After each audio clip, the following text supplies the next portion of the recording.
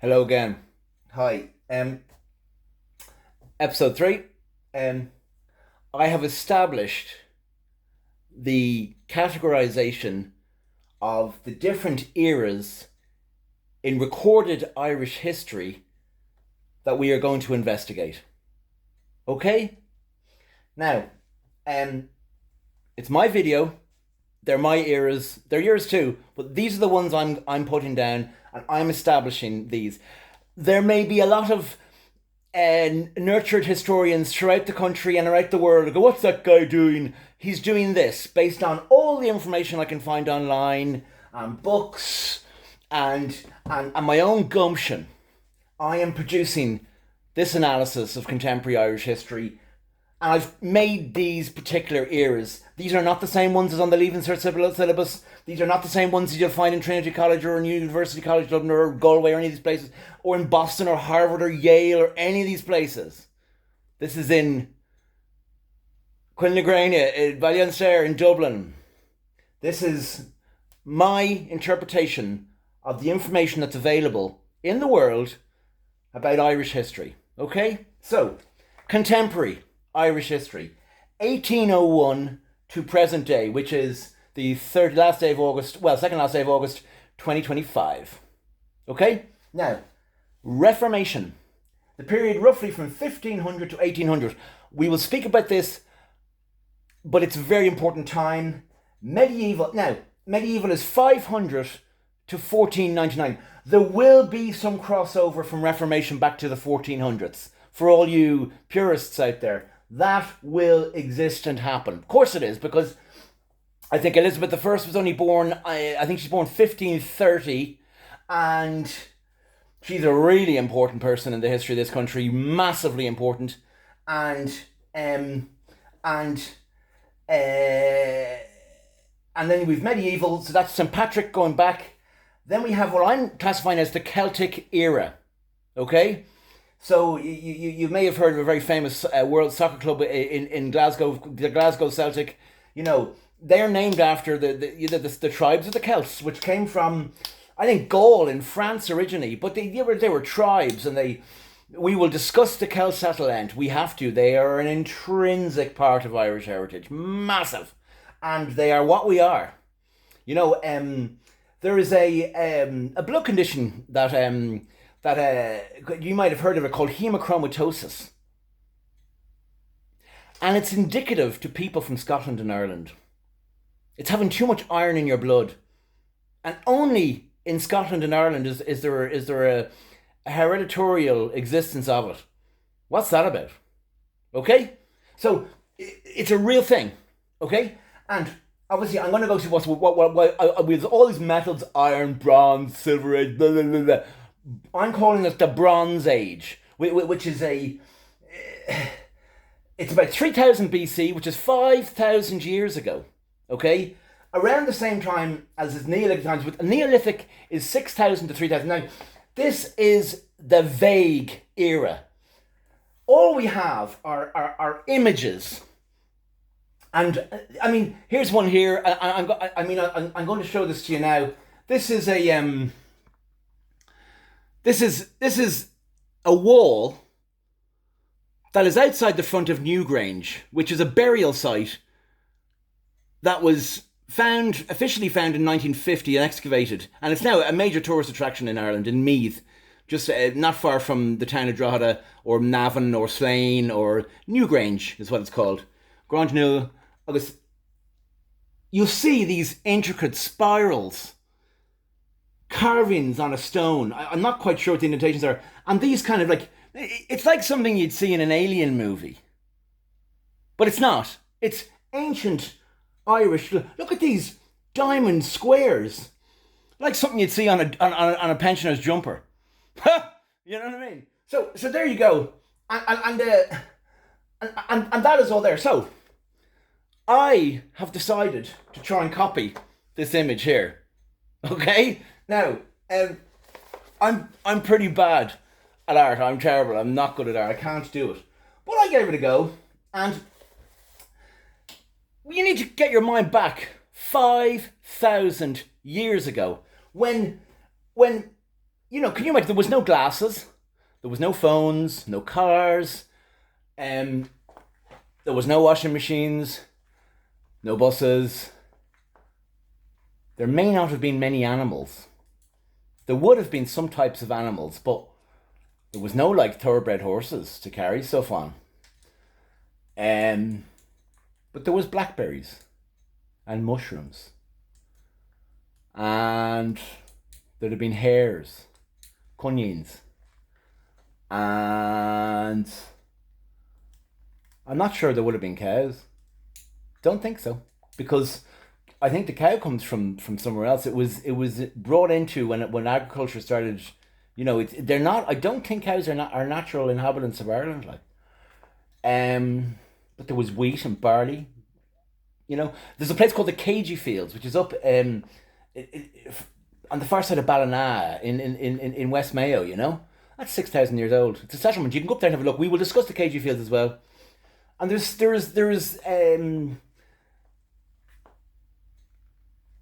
there is proof of organized farming there 5,000 years ago, 6,000 years ago, 7,000 years ago, even. And so that was a settlement. It was near the sea, and there was proof around there of organized farming. And you have to imagine back then how important farming was. To be able to produce your own food and make sure you had food for the week to last a winter. Because we all know what the winters are like in Ireland. They're not great. It's very dark. The summers are beautiful. Fantastic. Nice long days. Okay, we get a bit of rain. Fair enough. But we get nice long days. We get a lot of brightness. Cool. But in Ireland in the winter, man, whoa, it's cold. And that wind off that Atlantic, our mother, that big, awful, biting, cutting wind. Oh, like it goes right through you. It's not like the wind. It's not like the cold you get in the middle of. I've been up in the Swiss Alps skiing in the middle of winter. That's a nice cold. You can wrap up and it's different. It's a dry cold. You go out to Achill Island or West Kerry or Donegal in the middle of winter. You know all about it when that wind comes in off that road. Oh my God. Like it would it's cold. So people survived that thousands of years ago with no cars, no nothing else. And during the day when they were hanging out, they did this. They look at me. Here I am in 2025. I'm look at me. A spiral. Look at this beautiful spiral I'm doing now. It's a spiral. Now this is done on the outside of a tomb, okay? That was structured in such a way that on the 21st of December, on the solstice, or the 20th, depending on when the actual solstice arrives, calendars are funny things. It's all about the moon, really, when you get down to it. We'll discuss that as well. But the solstice is the shortest day of the year. In Ireland, it's either the 20th or the 21st. It depends on the lunar cycles. It does. But under the calendars that we live in today, it's generally categorized as the 21st of December, which is the shortest day of the year. It's the solstice. You have a summer solstice and you have a winter solstice. And in Newgrange, which is, where do we get it? Let's get a picture up here, Newgrange, in case you haven't seen it. Here, we've got one in Thingy's book.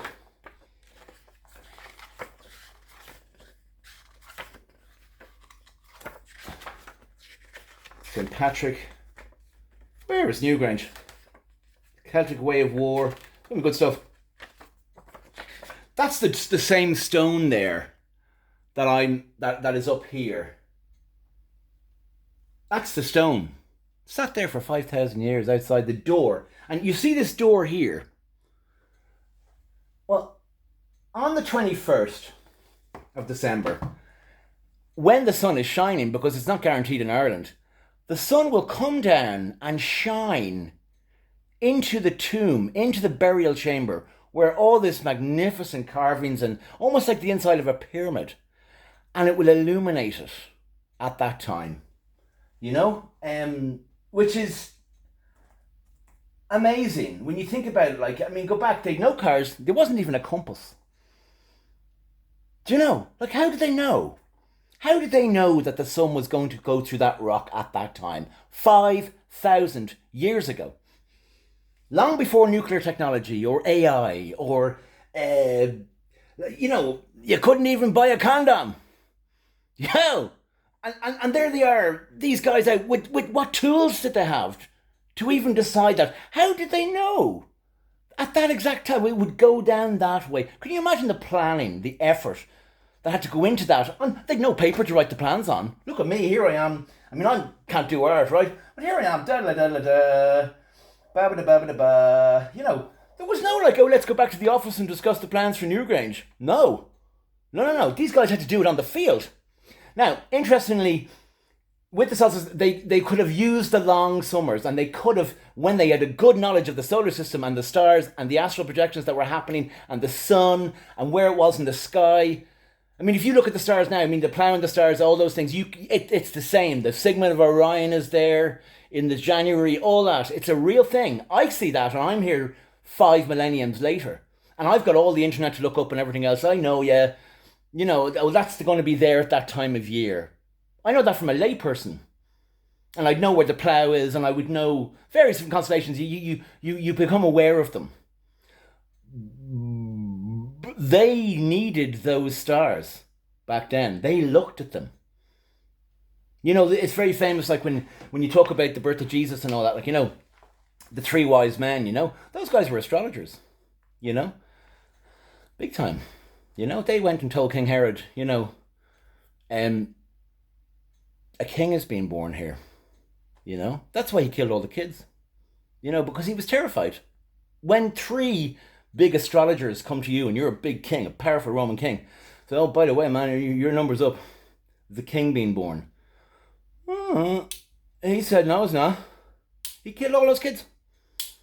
Because he wanted to secure his reign, But the stars had aligned. They had said there's a king being born. You can scoff that all you like. But 2,000 years later, there's a billion.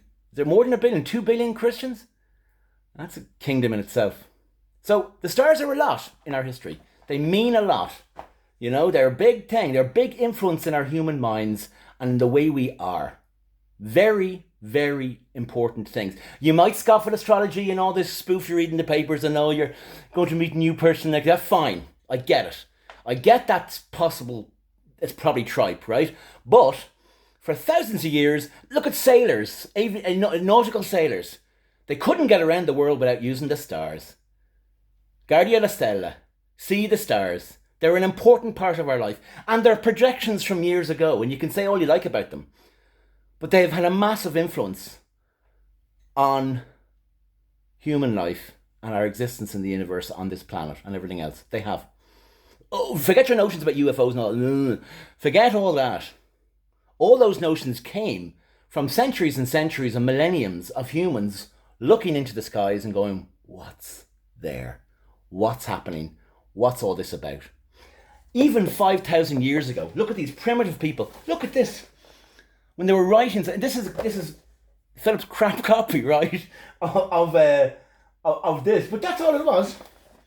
Ba-ba-da-bum, ba-ba-da-bum. And, I'm not sure. I mean, we say the Bronze Age, Neolithic Age, what tools they had to use, but they would have had some type of metals. I mean, when the Celts got here, they brought metals. They were Celtics. They had spears and all that. But it's quite possible they had to use different types of stone to carve into other stone. You ever do that with 2 different types of stones? So hence the Stone Age people, or you would have found. I mean, I found, up in Croagh Patrick, for example, I found nice looking stones up there, and there's emeralds and all that. Maybe they'd use those type of things. If you found those, maybe that's why they got so much value. An emerald or a diamond or whatever it was. Oh, that's a hard stone that can indentate on that stone, and that can make indentations. And the spiral. What does the spiral indicate? It's such an interesting thing, isn't it? And I've always had a certain thing about it.